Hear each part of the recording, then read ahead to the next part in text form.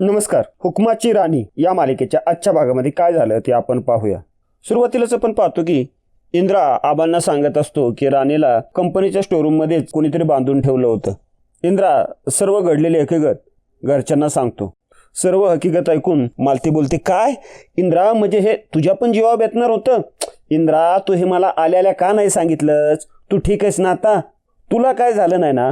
तू चल बरं, आराम कर. मालती इंद्राच्या हाताला धरून त्याला ओढत नेत असते. इंद्रा बोलतो, आई आई जरा थांब. आई, मी ठीक आहे, मला नाही काय झालं. आम्हा दोघांना कोणीतरी आत लॉक करून ठेवलं.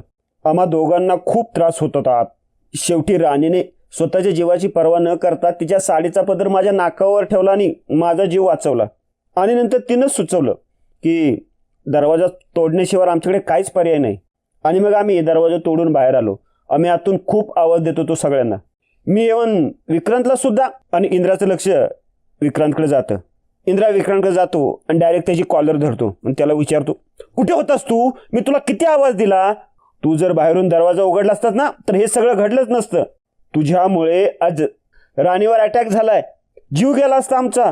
तू बाहेर होतास ना? तुला बघता नाही आलं? बाहेरून कडी कोणी लावली तुला बघता नाही आलं? अरे बोल ना आता. इंद्रा विक्रांतला जोरात पाठी ढकलतो. आबा बोलतात, इंद्रा, आपण हॉस्पिटलमध्ये आहोत. लोक बघतायत रागावर स्वतःचा. इंद्रा बोलतो, कसा राग आवरो आबा? आता तर मला खात्री पटली की हे सगळं तुझ्यामुळे झालंय. माझ्या हाकेला जर रिस्पॉन्स दिला असता ना तर आज राणी बेडवर नसती. मी तुला सांगतोय, जर राणीला काय झालं ना तर सोडणार नाहीये तुला. आबा इंद्रावर रागवत बोलतात, इंद्रा इंद्रा, आधी तू शांत हो, शांत हो, एकदम गप्प बस, आधी गप्प बस.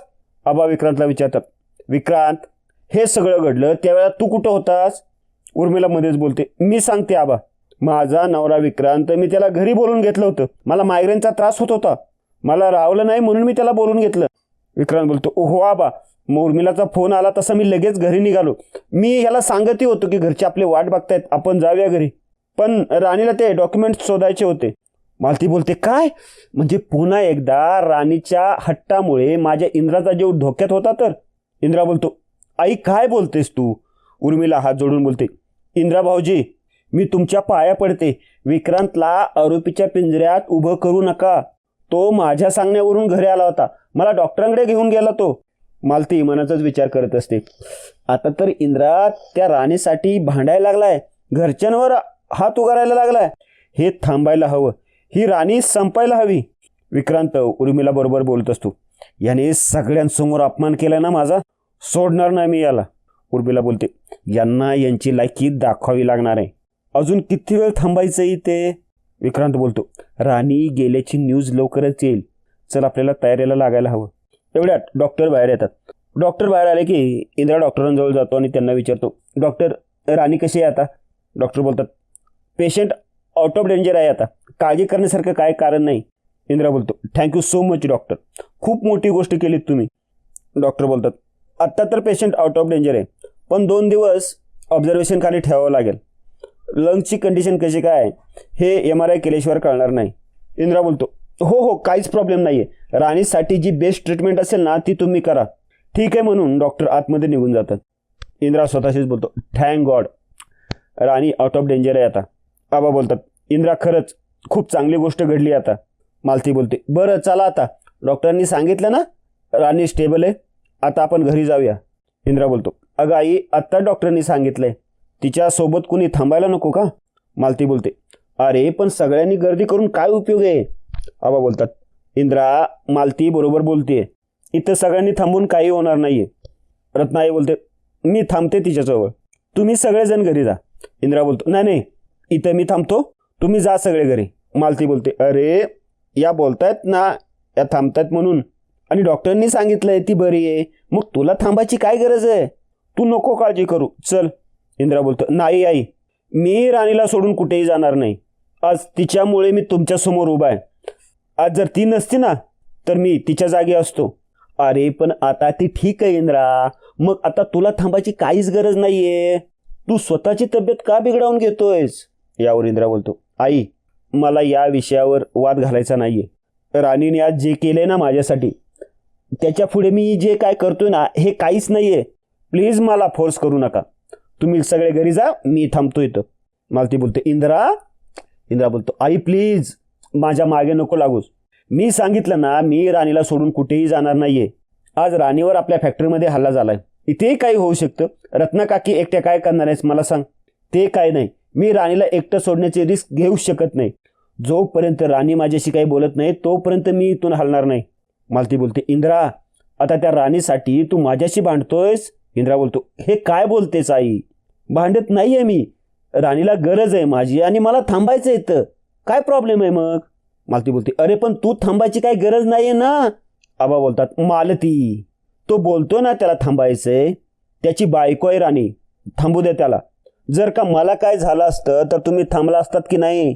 मग का वाद घालताय. अहो समजून घ्या जरा मुलाला. इंद्राच्या काळजीपोटी मी पोटतिडकीने सांगते, पण तुम्हा कोणाला माझ्या सांगण्याची किंमतच नाहीये. करा काय करायचंय ते. असं म्हणून मालती रागाने तिथून निघून जाते. आबा बोलतात, काही लागलं तर कळव मला. चला. आणि आबा निघून जातात. आबांबरोबर सर्वजण निघून जातात. बुवा बोलतात, आम्ही दोघं थांबू का, आमचं मन नाही लागणार हो घरी. इंद्रा बोलतो, अहो नको, मी आई नाही तर, आणि जर काय लागलं तर मी तुम्हाला नक्की कळवेन, या तुम्ही. बुवा आणि आई दोघेही निघून जातात. सर्वजण घरी येतात. घरी आल्यानंतर उर्मिलाचं नाटक सुरू होतं.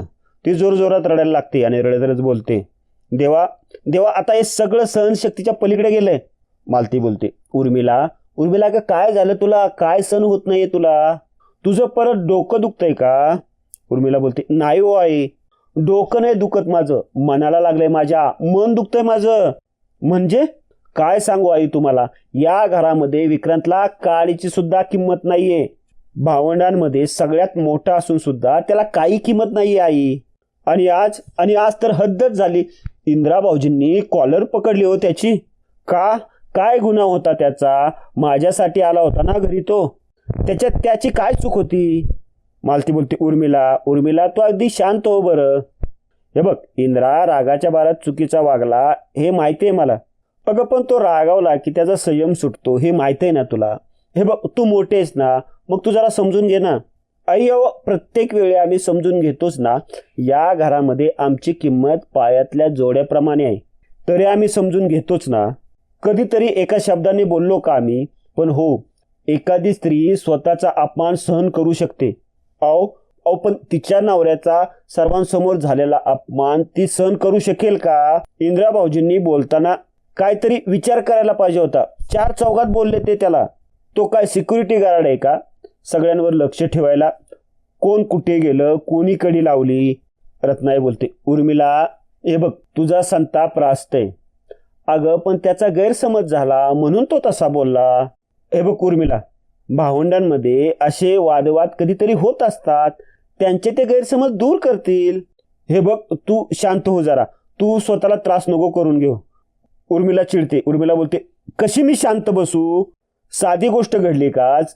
इंद्रा भाऊजींनी विक्रांतची कॉलर धरणं कितपत योग्य आहे. मालती बोलते, उर्मिला अगं तो आधीच राणीमुळे टेन्शनमध्ये होता, त्याच्यामुळे असं झालं. उर्मिला बोलते, हो ना. रागाच्या भरात इंद्रा भाऊजी विक्रांतला बोलले. जर ते तसेच रागाच्या भरात तुम्हाला बोलले असते तर चाललं असतं का हो. बोला ना. विक्रांत बोलतो, सॉरी मी जरा मध्ये बोलतोय. आत्तापर्यंत इंद्रा माझ्याशी कसंही वागला, काही केलं तरी मी आत्तापर्यंत काहीच बोललो नाही. पण आज माझ्या बायकोने मला पॅनिक होऊन फोन केला म्हणून मी धावत पळत घरी आलो. तर यात माझी चूक आहे. इंद्राच्या बायकोसोबत जर असं झालं असतं तर त्याने काळजी घेतली असती, तशीच मी घेतली. आणि मुळात मला कुठं माहीत होतं की फॅक्टरीत असं काहीतरी झालंय. जर मला कळलं असतं तर त्या माणसाला पकडून मीच मारलं असतं. इंद्राही माझा भाऊच आहे ना. आबा बोलतात, विक्रांत शांत हो आधी. हे बघ, तुम्हा दोघांची चिडचिड मी समजू शकतो. हे बघ, इंद्राकडनं खरंच मोठी चूक झाली. त्यानं कुठलीही शहानिशा करता असं वागणं चुकीचं आहे. उर्मिला बोलते, झालं आबा, असं म्हणलं की झालं का. इंद्रा भाऊजी चुकले, त्यांनी असं करायला नको होतं. आणि जर याच ठिकाणी विक्रांत असं वागला असता तर. विक्रांत बोलतो, एक्झॅक्टली, माझ्याकडून जर असं काय झालं असतं तर मला सगळे बोलले असते, मला शिक्षा दिली असती. खरं सांगू, आम्हा दोघांमध्ये या घरात दुजाभाव केला जातो. उर्मिला बोलते, हो, आणि तो खूप आधीपासून होतोय. आत्तापर्यंत मी मूग गिळून शांत बसले होते आणि विक्रांत शांत बसला होता. पण नाही, माझ्या नवऱ्याच्या अंगावर जर कोणी हात टाकत असेल तर मी सहन करणार नाही. आबा बोलतात, विक्रांत तू उर्मिलाला शांत कर आधी. शांत कर तिला. हे बघा, तुम्ही दोघंही मला सारखेच आहात रे. सगळीजण मला सारखीच आहेत, मुलासारखीच आहेत. रत्नाई बोलते, उर्मिला हे बघ, रागावर, हे बघ, रागाच्या भरात इंद्रा चूक करून बसलाय. आता तूही रागाच्या भरात उलट सुलट बोलू नकोस. शांत हो बघू, बाद झाला आता. उर्मिला बोलते, का तुम्हाला इंद्राबाऊजींचंच बरोबर वाटतं का? आणि कायम तुम्ही इंद्राबाऊजींचीच बाजू घेत असता. आता मला सांगा, या घरामध्ये आमची जी अवस्था झाली आहे तीच तुमची पण झाली आहे ना. सांगा ना, या घरामध्ये तुम्हाला काय किंमत आहे? विक्रांत बोलतो, आबा काकी, तुम्ही कितीही समजावलं, तुम्हाला काही वाटलं तरी तुम्हाला एक गोष्ट समजून सांगतोय, आज मी आणि उर्मिला खूप हर्ट झालोय. आबा बोलतात, विक्रांत, उर्मिला, मला मान्य आहे, माझ्या इंद्राकडून खूप मोठी चूक झाली. मान्य आहे मला, त्याने माझ्या माणसांना दुखवलंय. मी माफी मागायला तयार आहे. इंद्राने तुला दुखवलंय, मी तुझी माफी मागतो हवं तर. आबा हात जोडून विक्रांतची माफी मागतात आणि त्याच्या पायाला हात लावत बोलतात, मी तुझ्या पाया पडतो हवं तर. विक्रांत आबांचे हात पकडतो बोलतो, आबा आबा तुम्ही का माफी मागताय? आबा बोलतात, माझ्या इंद्राला माफ कर. अरे त्याने चूक केली ना, मग माफी तर मागायलाच हवी ना. आणि मोठ्यांनी लहानाची माफी मागण्यात कसला आलाय कमीपणा? आणि विक्रांत, तुम्ही सगळी मुलं मला सारखीच आहात, मी कधीच फरक करत नाही. आणि ही गोष्ट मनातून काढून टाक की तुला या घरामध्ये किंमत नाही. अरे जो मान इंद्राला आहे तो तुलाही आहे. विक्रांत बोलतो, आबा आबा तुम्ही म्हणाला एवढंच खूप आहे. आणि विक्रांत आबांना मिठी मारतो. आबा बोलतात, राणीच्या बाबतीत हा जो काय प्रकार घडलाय तो कोणी केलाय त्याला तुम्ही दोघं शोधून काढा. त्याने आपल्या घराच्या सुनेवरती हल्ला केलाय, ही गोष्ट मी खपवून घेणार नाही. त्याला चांगला धडा शिकवायला हवा. विक्रांत बोलतो, हो आबा, मी स्वतः याच जातीने लक्ष घालीन आणि त्याला जेलची हवा खायला लावेन. इकडे इंद्रा हॉस्पिटलमध्ये राणीजवळ येऊन बसलेला असतो. त्याला राणीबरोबर घालवलेले क्षण आठवत असतात. तो राणीचा हात हातात घेतो आणि बोलतो, राणी राणी तू का वागतेस असं? आज तुला काय झालं असतं तर काय झालं असतं माझं? का प्रत्येक वेळी तुझा जीव घालतेस धोक्यात माझ्यासाठी? आता तू माझं ऐक. हे बघ, तू लवकर बरी हो. आत्ता कुठं मैत्री झाली माझ्या मैत्रिणीशी. मला ती मैत्री खूप फुलवायची.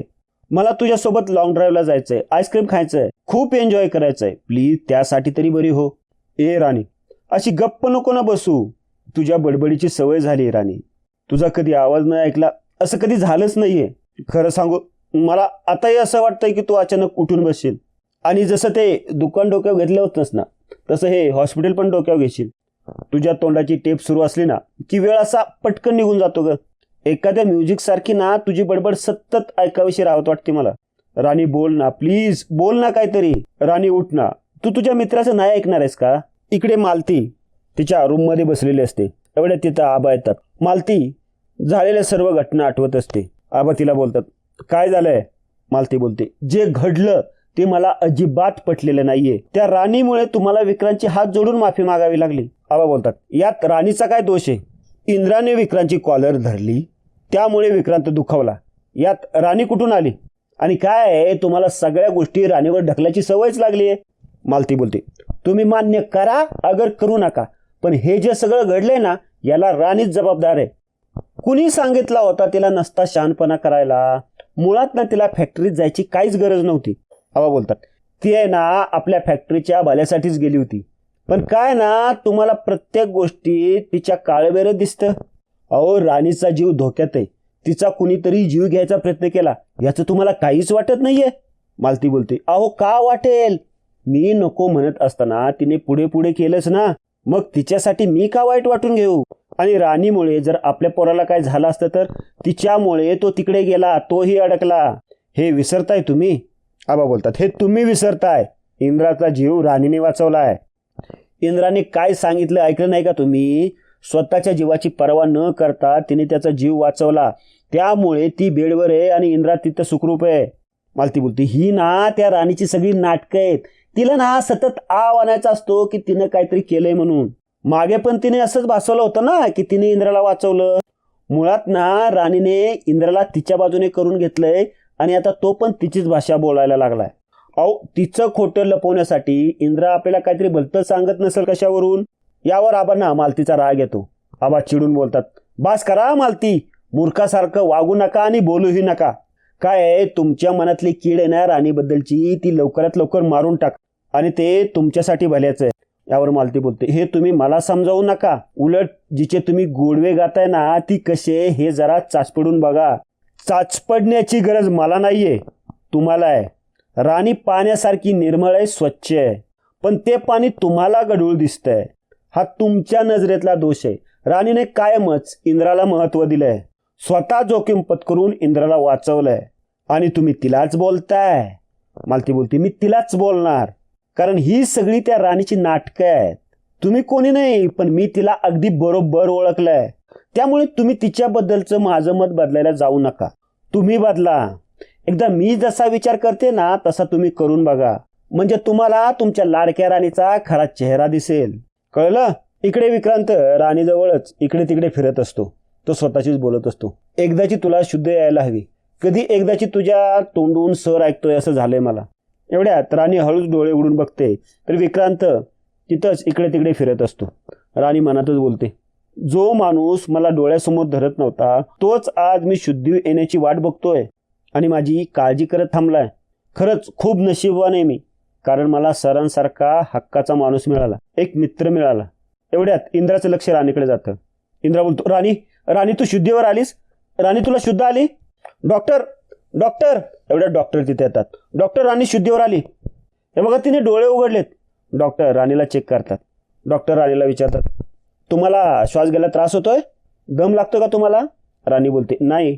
डॉक्टर बोलतात, यांची कंडिशन बघता त्या इतक्या लवकर शुद्धीवर येतील असं वाटलं नव्हतं.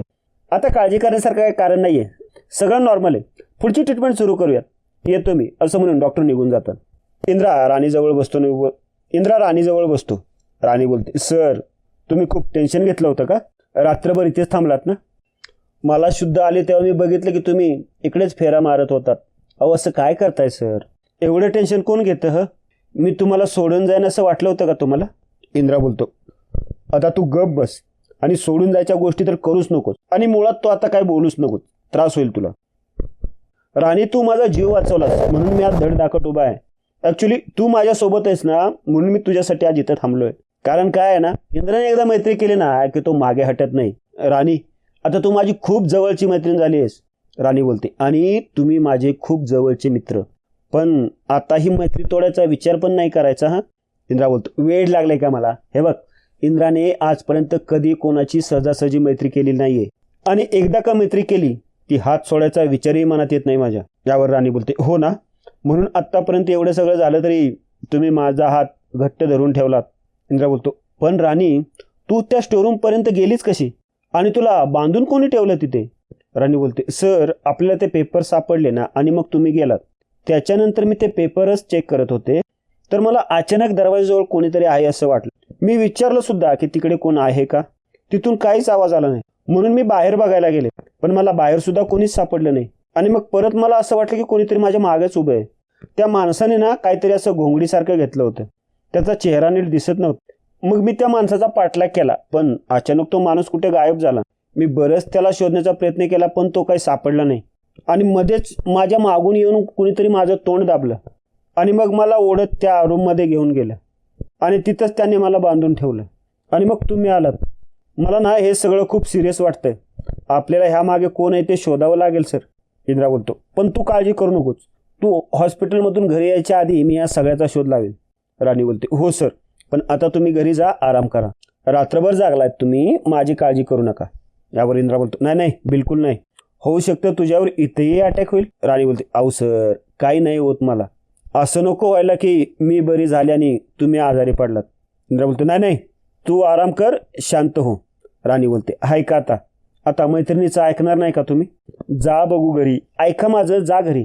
इंद्रा उठून निघून जातो आणि आजचा भाग येथेच संपतो.